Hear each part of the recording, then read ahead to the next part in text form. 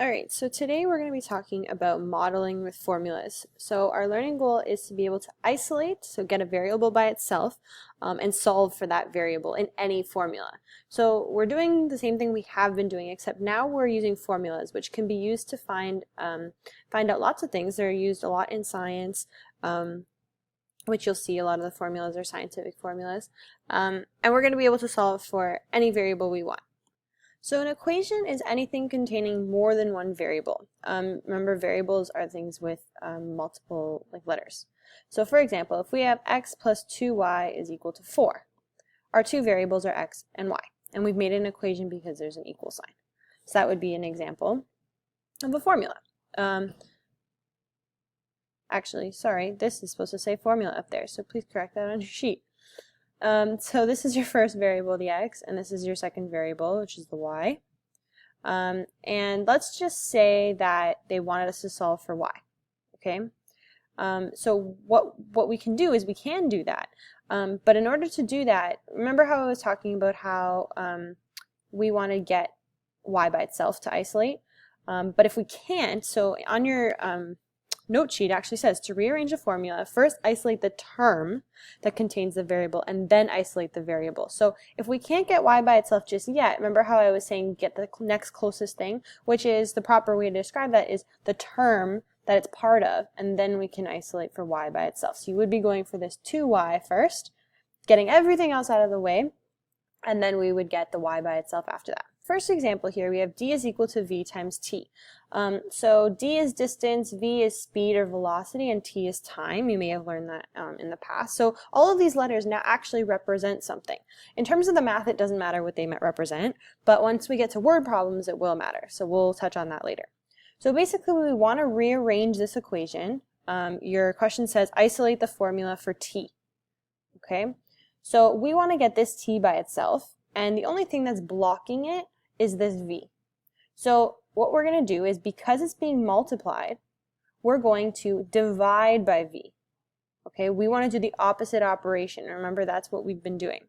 So we're going to get the v here, and we're going to divide it out. And that way, we get a 1. It goes away. And remember, whatever we do to one side, we do to the other side. So you're left with t is equal to d over v. Okay, and we write it like that. Now, this is very similar to something we've seen before. So let's say we had 3 is equal to 4 times t instead, which is what I have over here. We would divide both sides by 4, we would cross out the 4's, and we'd get t is equal to 3 over 4. So that's the same thing, except now we're using all variables instead of numbers. In the next example, it says isolate for m, given, which is given in the question. And so I've written it out again, just to make it easier. And so I want to get this m by itself. And in order to do that, I need to get rid of everything else. And I'm going to start by isolating for this term. Okay, so in order to do that, I'm going to bring this 9.2 over to the other side. So it's like we're solving for m. Okay, the only difference is now we don't have all numbers in the rest of it. Okay, so we've done this before. So we're going to divide both sides by 0.17. Okay.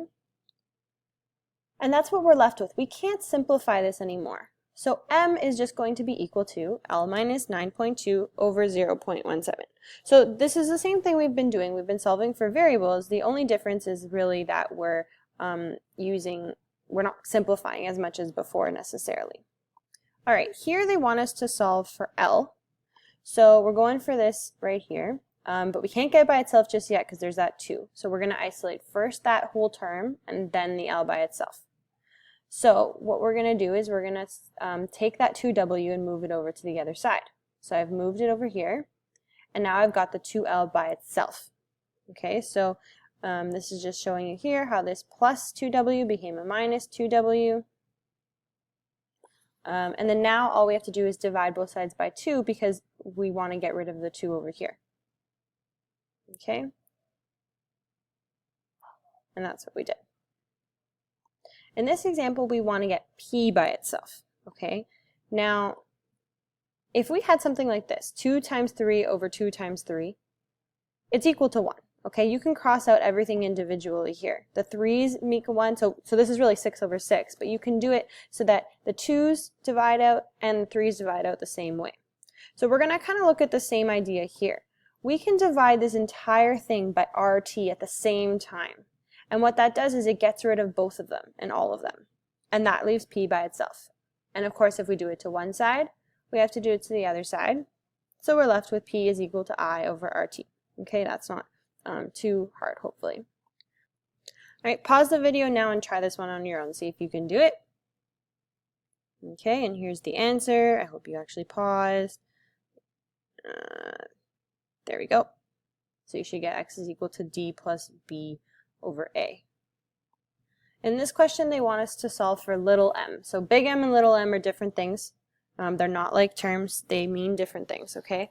So we're going to solve for little m. So right here. So in order to do that, we need to get rid of the m, and the big M, and we need to get rid of the d. Okay, so let's get rid of this d first. And the way we're going to do that, because it's being divided, we're going to multiply both sides by d. Okay, and that's because we're using, again, opposite operations. If this is being divided, in order to get that 1 where it goes away, we have to multiply. Okay, so d is divided. I'll fast forward that a little bit.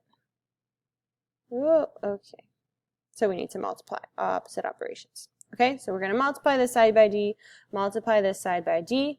This crosses out because we get a 1, and we're just left with d times f is equal to big M, small m. Now, if we need little m by itself, we just have to divide both sides by big M, right? We still want that by ourselves, and so we're doing the opposite operation again, and we get little m is equal to df over m. Capitals and lowercase matter in this case, so make sure in your notes that you have that right, because I'm going to check that tomorrow. All right, turn your page over. So now we've got this big thing. Okay, so they want us to solve for r. Now, r looks a little bit different because there's this squared there. Okay, we're not really used to that, but that's okay. So what we're going to do is we're going to get the next closest thing. We're going to just get r squared for now, and then we'll worry about that squared after. So this should be really easy. We're going to just divide both sides by pi h. Okay, it's all being multiplied, so we're going to divide it. And we're going to be left with r squared is equal to v over pi times h. Okay, and then once we have that, there's, I guess, a new little rule that maybe you know, maybe you don't, but we need to square root to get rid of this squared.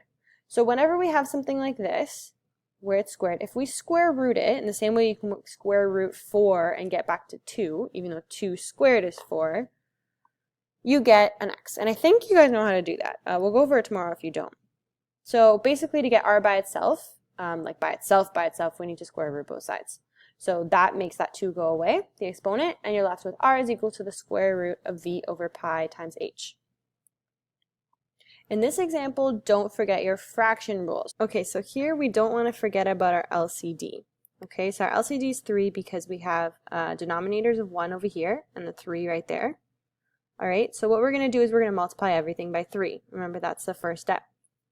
So we're going to multiply this entire bracket. Remember, we need that bracket to show we're multiplying all of it by 3. You can also write it just as, and maybe I'll show you this tomorrow, you can also write just this part times 3 plus just this part times 3 equals v times 3. I'm going to show you this one tomorrow because I didn't realize that I could do that until right now, or that I didn't write it down like that.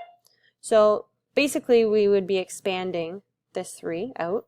You want to make sure that it's being multiplied by both parts of this bracket. And you get 3v on the other side. So here we're going to divide out the denominators. We're going to get just 2n. And then we have a 15 equals 3v. You're going to isolate for n because that's what we're looking for. So you're moving everything over. That's not part of that term. So we're going to get a 3v minus 15 on the other side. And then you just have to divide both sides by 2 to get the formula. And that's it. At this point, if you want, take a break because the next part's a little heavy. Feel free to take breaks when you're watching these videos. You don't have to do it all at once, but I want to make sure you do the whole thing. And again, even if you don't understand everything, write it down and we'll go through it the next day. I have no problem doing that in class. Okay, so now we're going to get to word problems. We're actually going to use these formulas for something.